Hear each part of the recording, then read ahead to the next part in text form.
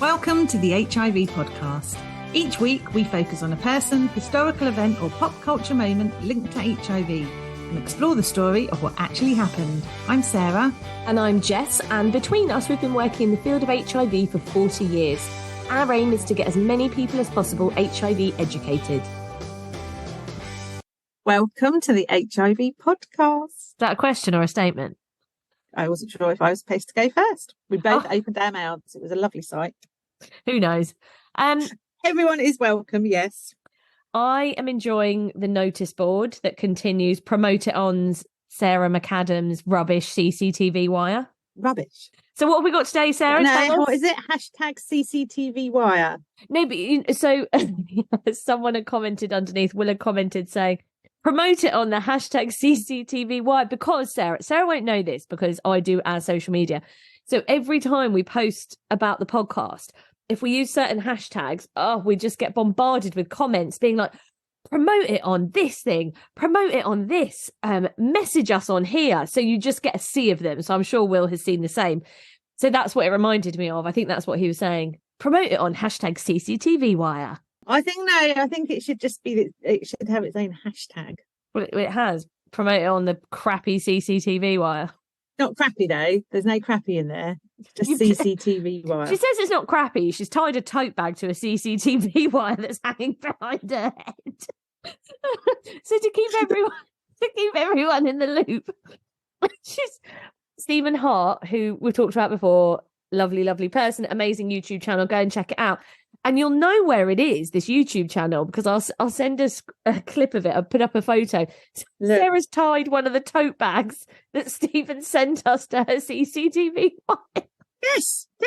It's like an advertising, Jess. I know what I'm doing. And it shows, Sarah. I think how many years were you in advertising? 6. Well, every one of those 6 years is showing right here, right now, isn't it?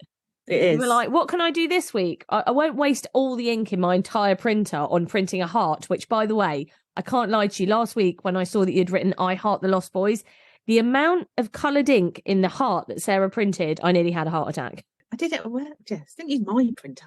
Oh, you did it on the big one? I did it in our work at the office. Oh, I see. Shh, don't tell Sean. No, don't tell Sean that. No. Nobody tell Sean, okay? Keep it quiet, everyone.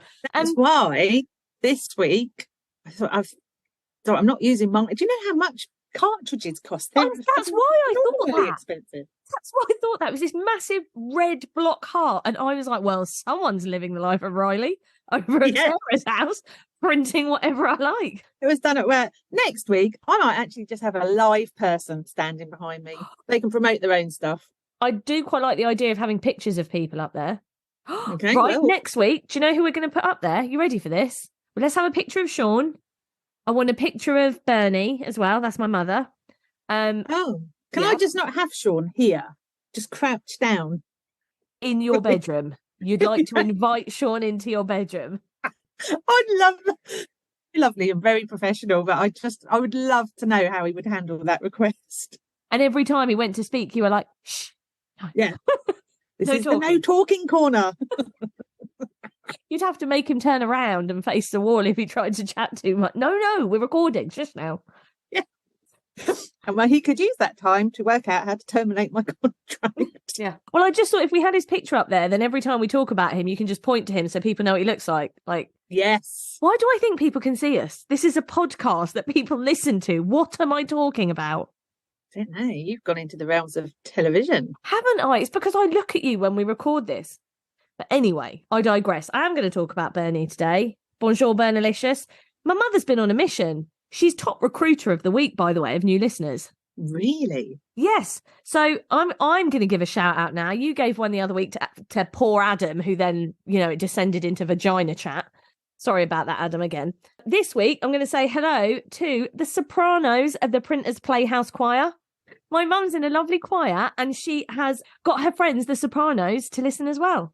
Really? Yeah. So go Bernice. Right. Now work on the tenors, the altos, everyone else. She needs to start working her way around that whole choir. Wow. Yeah. But all the sopranos know a lot more about your vagina now. So it's a good starting point. Don't they? That's probably quite weird for my mum. They probably know more about my mum as well and how I've threatened to fight her for this job. And they're probably like, not sure this is the podcast for us, everyone. It doesn't get any better, but, once you're sucked in, you can't get out. So speaking about my mother and Eastbourne, do you remember last week we had some Sticky Willy chat? Yeah, right. Because I was going to email the school about the soup and chips thing. And I thought, how do I even start an email that says, hi, I used to go to your school and you serve soup and chips? So I thought, do you know what? I'll put it out on my own personal Instagram story. And I said, right, anyone from Ratton, please, I'm doing this podcast. We're going to chat about it next week. If you remember soup and chips, Sticky Willies, like caramel slices, please get in touch with me. Only one person did, Sarah. Well, actually, that's not true. Two people. One person said, I don't remember any of that. And I again went, has my life been a dream? But someone did come through to me. It's actually a really good account called Women Who Can. And she messaged me saying, Sticky Willies are universal. Had this conversation with my husband. Doesn't know what Sticky Willies are either. Okay, wow. I was going to say not in that context, but that's okay, did that out. So I don't want to mention any more food items to you because it's just awkward when you're like, oh yeah, it's known as this. And I'm like, not. So I can imagine, Jess, would you like to share my focaccia this lunchtime? Oh no, in Eastbourne we call that furry vagina. I love how middle class you are. Jess, would you like to share my focaccia? I've got some olives and bread for dipping. That's what we do every lunchtime at the centre. That for lunch? Who has focaccia in their packed lunch? Right, well, I can't wait to see your lunch tomorrow when we're in the office together. Full-sized hamper, packed full of goodies. Packed full of antipasti and all the regular things that you'd have for lunch. Yes, a smorgasbord of delicatessen items. I'm more of a crisp sandwich kind of girl for lunch. What do you call them in Eastbourne? Just a crisp sandwich. Do you know Ben's that's my husband, he's never had a crisp sandwich. And I honestly have tried with all my might to get him to try one, and he won't, because the more I ask him to, the more he doesn't want to. And now it's like a battle of wills. I can't believe it. Why wouldn't you want crisps in a sandwich? I actually wouldn't eat a sandwich without crisps in it. What, just crisps or crisps with a filling? With So you have a filling and then you put the crisps in it. Yeah, no, I'm with him. Are you joking? I don't think I've ever put crisps in a sandwich. Why? What are you doing? How are you eating sandwiches? Just in a normal way, like normal people do. Because sandwiches are quite soft, aren't they? Why would you put something sharp? Because I want the crunch. I have to have the crunch. In all my foods, there has to be crunch. Okay, right, let's move on. Moving on. Anyway, last thing I've got, which you're probably like, please, no more, Jess. This has already gone on long enough. But this is HIV related. I don't know if you're watching the programme I Kissed a Boy on BBC Three. No. Okay, well, I am, and it's really, really good. So go and watch it. But there's a guy in there called Ollie. And in the very first episode, he showed everyone a red ribbon, like obviously an HIV red ribbon, that he got from his very first Manchester Pride. And he's kept it, and he wore it on the first night. And he wore it, and he posted on his Instagram to say, to spark a conversation, to make sure people weren't forgotten. I just love that. So thank you so much. And he also gave us a follow on Instagram. Oh, thank you, Ollie sounds King. Amazing. Yeah, exactly. But do go and watch the show. It is really good. Well, I will do now. Yeah, that's it. That's all I've got. Oh, okay. Thank you very much. So what are we doing? Because I know we've changed topic a few times. Oh, yes. No, we couldn't decide, could we? No. Too much good stuff. Yeah, and it's normally so seamless. But, well, I think we have settled now on who we're going to do. So we are going to look at a Hollywood actress this week who is a great supporter of our community. It sounds like I'm reading this. I am. It's because I've been so confused this morning about which one we're actually doing. So, yes, a Hollywood actress, huge supporter of the HIV community, as in the worldwide HIV community, not our podcast community. Why? Why doesn't she support the podcast, Sarah? Why doesn't she like us?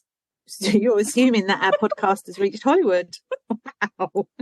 Well, it's reached 167 countries. I was going to say Hollywood must be one of them. Hollywood's not a country, is it? No. Anyway, her name is Sharon Stone. Interesting. I've got nothing to add because I have no idea how Sharon Stone relates to the HIV community. So that's why you're here to tell us. Indeed it is. So she starred in lots of films, right? I've actually watched one or two of them. But when you think of Sharon Stone, what comes to mind instantly? Basic Instinct. Yeah, it's that scene, isn't it? That's instantly what I think of. It's the scene in the chair with the legs. Yes, and I was going to say bunny boiling. That's not. Oh, Sarah, that's Fatal Attraction. That's Glenn Close, isn't it? Sharon Stone's not in Fatal Attraction. Oh, no. Yes, but I've made a note here with the bunny boiling and the leg crossing. No, so the leg crossing, it's yes. definitely her. I haven't watched this film as well. It's amazing. Unbelievable. The bunny boiling is just a completely separate thing. Yes, you're right. Oh gosh, edit all of that out. We're not doing her justice at all. But I've never said that I'm a film buff. Never said you were her biggest fan, did you? No, I didn't. So she was in. She won't be now, though. She definitely won't be now. No. But what can I do? So she, she was in Basic Instinct. She was in Total Recall. Oh, I don't know. I've not seen that. And yes, as we said, Basic Instinct, which was released in 1992. It is an iconic film. Oh, massively. And it led to, well, obviously for her, it led to lots of other film offers and iconic films that she appeared in, and award nominations and fame. And that made her a true Hollywood star. Yeah, she is a real icon. But she's also dedicated her time to raising awareness about HIV. And she claims that her involvement led to a lull in her acting career as the acting roles dried up. And that is what we're going to look at. The charity work that she did and whether it did affect her paid work. So she's saying, like, being associated with HIV meant that people didn't want to work with her. Is that what she's essentially saying? Yeah, saying that, I didn't get any film offers was because I was publicly supporting HIV. So we're going to find out if that's true or if she just fell out of favour because, I mean, that must happen, mustn't it? That just maybe... Yes, so that's exactly what we're going to do. And as people will know, when we've delved into things before, we'll probably come up with no conclusion, but, we're trying. It's about the journey, Sarah. It's not the destination, is it? Come on. No. Be positive, be optimistic. Well, let's start with her work with HIV. So she worked with the Foundation for AIDS Research. What is their acronym? Foundation for AIDS. The FAR? AMFAR. AMFAR? What? Where's the M from? I think it must be the American Foundation for AIDS Research. That's ridiculous. You can't just start adding in other letters from the words. Like that's AMFAR. In 1995, she was asked to stand in for the former chairwoman, Dame Elizabeth Taylor, at the organisation's annual fundraising event in Cannes in France. That is something we need to aim for, a fundraiser somewhere in the Mediterranean. So she became AMFAR's chairwoman for the next 3 years. And she openly admits she had big shoes to fill. And she did initially wonder whether she could actually do it. Imagine being that iconic film star and still wondering if you are going to be able to fill someone else's shoes. Mind you, those shoes were Elizabeth Taylor's. They were quite big. Yeah. And enough. Like in our Elizabeth Taylor episode, she did so much more than I ever imagined. So fair play, Sharon Stone. I think I'd be quite worried following on from Elizabeth Taylor. Yeah, I would be too. Anyway, she needn't have worried about being Elizabeth Taylor's replacement because she was amazing. However, she did discuss her concerns with her publicist, Cindy Berger. And Cindy had said to her, I just don't think that you should be doing this. So Sharon gave an interview to the Evening Standard. And she says she remembers Cindy saying, if you do this, it's going to destroy your career. What? But it didn't. That's really interesting because I'd like to know why she felt that way. Because was it that it ruined Elizabeth Taylor's career? I don't think it did. No, I don't think it did either. But I think this is at a time when HIV and AIDS aren't really not that openly kind of discussed, or if they're discussed in quite a negative context. And she's saying, as Sharon says in the interview, she said, at the time you weren't allowed to talk about AIDS. People just didn't really discuss it.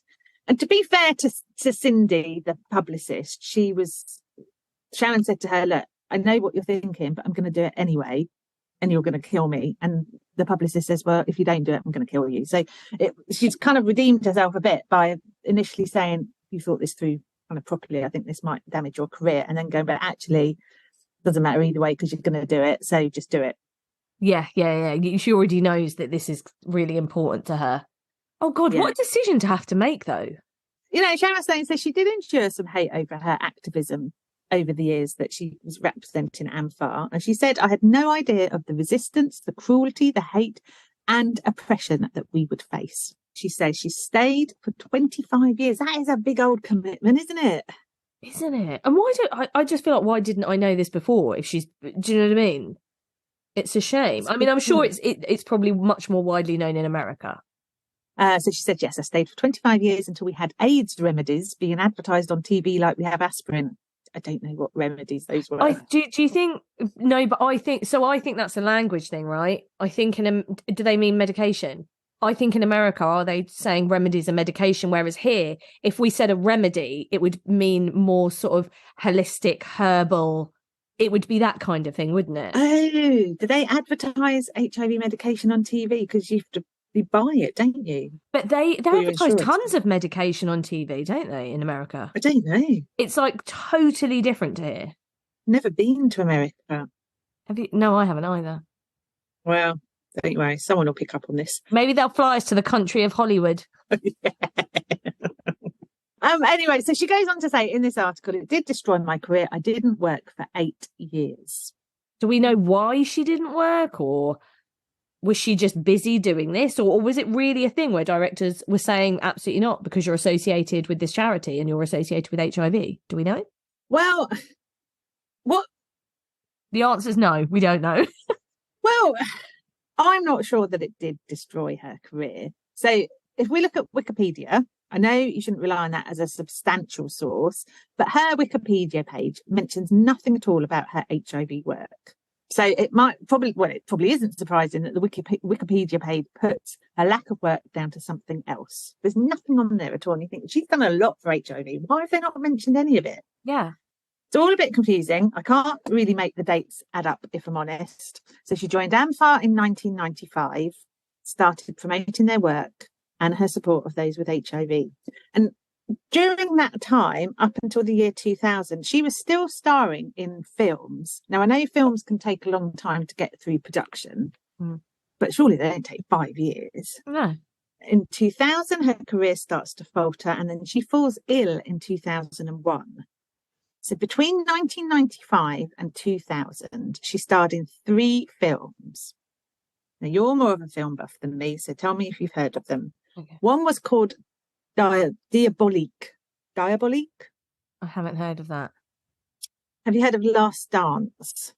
In what? Who else is in it? I feel like, is Antonio Banderas in it? Oh, I don't know. Last Dance. Let's look it up. Let me see. No, I have not heard of this. And then the other one was called Sphere. I've heard of Sphere, yeah. Oh, gosh, have you? Yeah, I haven't seen it, but I've heard of that. Okay, she was also one of the voices in Ants, which I have watched with the kids. They liked it, but I mean, it's not Toy Story, is it? And she was nominated for a Golden Globe for her appearance in a drama called The Mighty. And then 2 more films, Gloria and The Muse. I haven't heard of those either. No. And the reviews for those films are, I love the word tepid. Let's say tepid at best. You know, they weren't kind of raving about her performance or the film itself.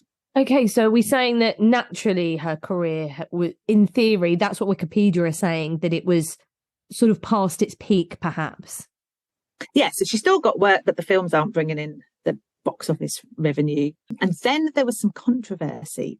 So the president of the Golden Globe Awards ordered all 82 of its members to return luxury watches that had been gifted to them by either Sharon Stone or October Films. October Films, I think, made The Muse, right? The film we're on about here, because they were considered promotions for a nomination for Sharon's performance in the film. So she got nominated for Best Actress, but it's unclear whether her nomination was after the watch incident, in which case the watches might have been a thank you gift, or whether the watches were sent prior, in which case they could have been considered as encouragement to shortlist her. Oh, wow. But that's never been, no one's got to the bottom of that. No, but there was that controversy. So she's getting a little bit of bad press. Maybe we should send out luxury gifts to people. We don't have anything luxury to send out. You're going to give away a gift. Sorry, Sarah just pointed at the tote bag behind her there. So you're suggesting you give away a gift that was given to you? Is that what you're saying? No, exactly. Well, we are a charity, but I'm not going to. I'm going to keep it. I think there must be something luxury that we have. We can't just be basic. We are basic. Every time we're like, oh, what can we give someone to be nice? We just rummage through all the cupboards. Just like, it's awful. We're a charity. We're a small, tiny charity. We just don't have the funds. No, but maybe this is the way forward. I don't know who we'd bribe. Podcast awards. I don't know who would bribe, but if we were going to, I don't think you should talk about it on the podcast. I feel like the jig is up. Blown our chances of ever Yeah. receiving any kind of accolade. Okay. Oh, we did enter, by the way, the British Podcast Award again. So I'd just like to say, if by some tiny, minuscule chance we did, get shortlisted, we haven't bribed anyone. No. Just wanted to point that out. Oh, no. Imagine if we did and everyone would be like, oh, do you remember that episode where Sarah said, what luxury gifts can we send out to people? Yes, exactly. Oh, that's awkward. Right, edit all this out. Yeah. Okay, back to Wikipedia. So they said in 2000, there was a hiatus and she appeared in some TV films, one of which a critic said was a toxic piece of whimsy that ranks among the worst films of the year. Bit harsh. What was it? Because that sounds like the kind of thing that's right up my street. Oh, I don't know. I call it On a Sunday. I won't swear, but it rhymes with bit and it begins with S. So it's like Bit Film Sunday. Oh. Yeah. And what did you watch yesterday? You find yesterday actually wasn't that Film Sunday. I watched The Steeltown Murders. I binge watched it and it was really, really good. Oh, but The Railway Children was on TV yesterday. That's a lovely film. No, thank you. Really? I read that book when I was really young and it took me forever to get through and I did not enjoy it. Still a good film. No, if it's not trashy TV or like crime stuff, I'm not interested. Where are we? September 2001, Sharon Stone is hospitalised following a brain hemorrhage and she took time out to recover, understandably. And she has been quoted as saying that she felt she lost her place in Hollywood after that happened. So in USA Today in 2015, she said, you find yourself at the back of the line in your business, as I did, and you have to figure yourself out all over again. I can imagine that's true. It's very competitive, isn't it? Yeah, and really hard because you've worked and done so much and been acknowledged for doing so much in that industry. And then all of a sudden a bit of time out and you feel like you're right to the back again. Sort of flavour of the month, isn't it? With anything where you see certain actors who will just constantly be in films for a few years and then disappear a bit. But yeah. And you never hear of them again. Now, she did return to films in 2003, but again, critics, just not very complimentary. So she was in Catwoman, which some critics have called the worst film of all time. Who are these critics? They're awful. By the way, I really hope Sharon Stone never listens to this. She'll be like, why are they just reading out all my worst reviews ever? Oh, why are they doing this? Aren't they supposed to be praising my good work? Yes. Well, yes, we are. And her work around HIV is very commendable.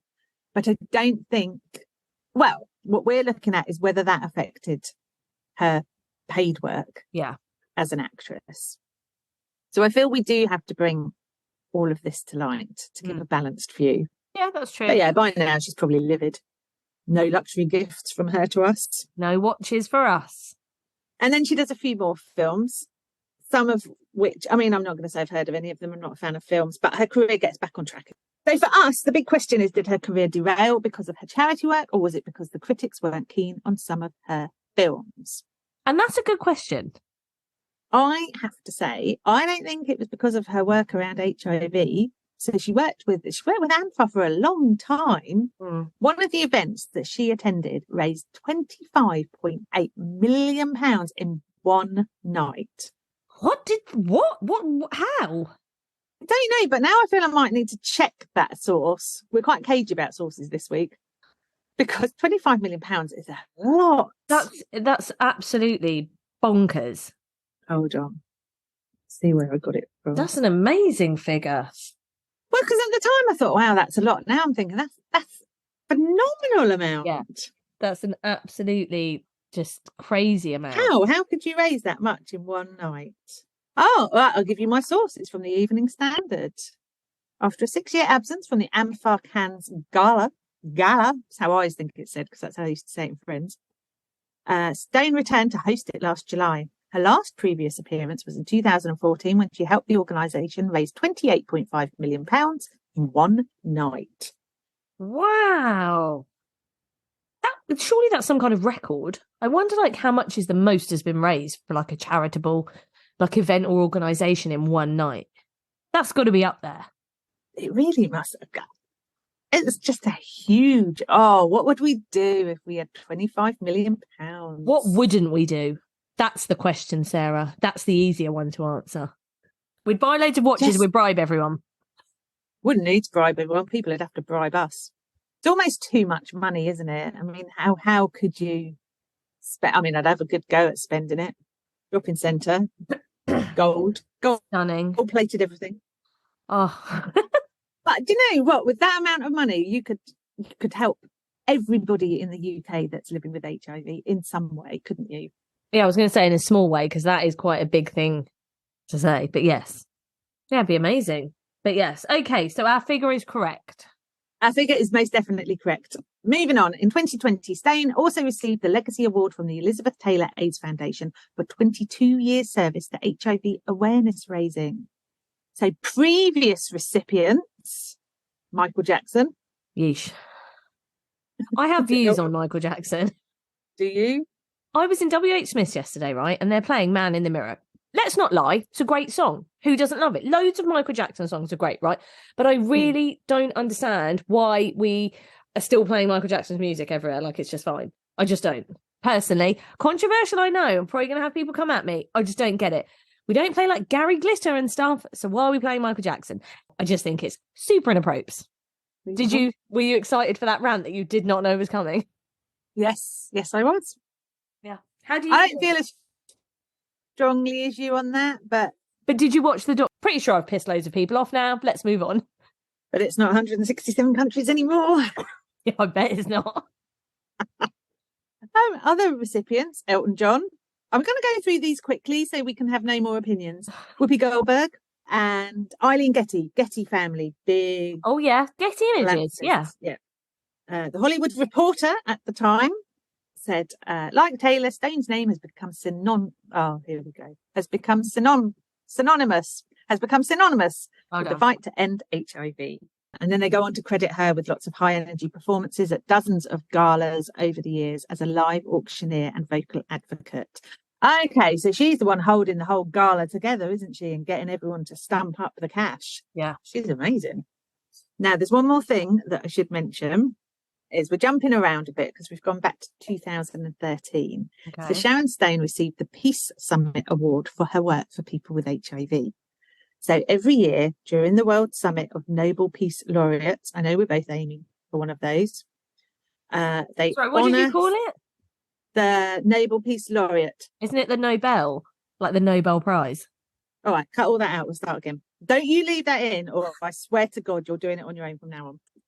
Every year during the World Summit of Nobel Peace, did I not say Nobel or Nobel? You said Nobel. Nobel Peace. Every year during the World Summit of Nobel Peace Laureates, the Nobel laureates honour with the Peace Summit Award men or women of peace chosen from personalities from the world of culture and entertainment who have stood up for human rights and have spread the principles of peace and solidarity. Before 2006, it was known as the Man of Peace Award, but we'll brush over that because they changed it quite late in the day, in my opinion, but no, it's fine. Yeah. And the reason I wanted to draw particular attention to this award, because rightly she definitely deserved to be honoured with it, is that some unusual people listed on it.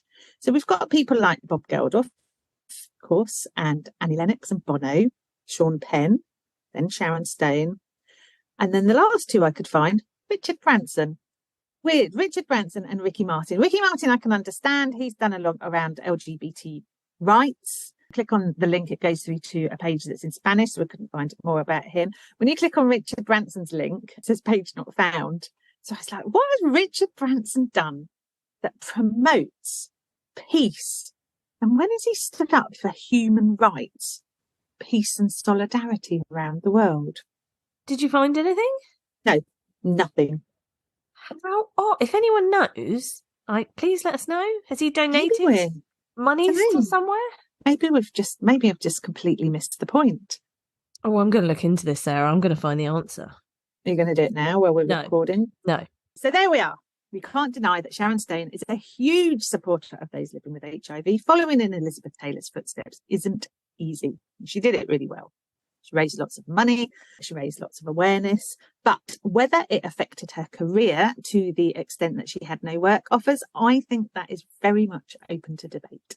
I would agree. I don't think you could definitively say it was that. I think perhaps a multitude of different factors went into that. But let's not worry about that. Let's just be like, well done, Sharon Stone. Like, I had, as I said at the start, absolutely no idea that she was even linked to HIV in any way. So for her not only to be linked, but have done so much good work, have like 25 years at old AMFAR, that's amazing. Some episodes come together really nicely and we're both on fire. They're few and far between. And then you get episodes like this, where we take a Hollywood actress who does an awful lot for the community and doubt some of the things that she said in the press and inadvertently end up just kind of dissing her whole career. You're welcome, Sharon Stone. Look forward to my luxury watch. Oh dear, I really hope she didn't listen. But I also think it's important that we've highlighted the fact that she does so much for HIV. So if she has, I hope she appreciates that we are very much celebrating all her work. You know, when we had the big discussion and we couldn't decide what episode to do, this was not the one. This wasn't the one, was it? I think No. I knew it wasn't the one when you said that she was in Fatal Attraction. I think that was the point where I was like, oh no. Oh dear. Yeah, you're right. Never mind. I think you've done an amazing job and I'm pleased that you did choose Sharon Stone. Who? I don't think it's come across quite as I intended, but, you know, there's always room for improvement. Okay, amazing. I don't think we should discuss what we're going to do next week, mainly because we've got no idea. No, we haven't. But that's fine. That's okay. You know, maybe the whole of the Printers Choir will be listening by then. Maybe my mother will have recruited more people on board so they can look forward to another total shambles of a podcast. I mean, if this is their first week listening, welcome. It's not always like this. Sometimes we actually do get it together and we sound quite knowledgeable. It doesn't happen often. Well, it's early. It's a Monday morning and I do have a little bit of a headache. I don't have a headache. Say that you do. It was after tying a big knot in that tote bag behind you. And also finding out that one of our regular delivery people, not that regular if my husband's listening, is actually not called Gary, as I've been calling him for the past year. His name's Derek. How did you find out? Because he asked me this morning why I kept calling him Gary. No. Oh my God, the shame. What did you say? Is that your name? No, my name's actually Derek. Oh, now you're going to have to overly use his name to really show. Hey, Derek, how you doing, Derek?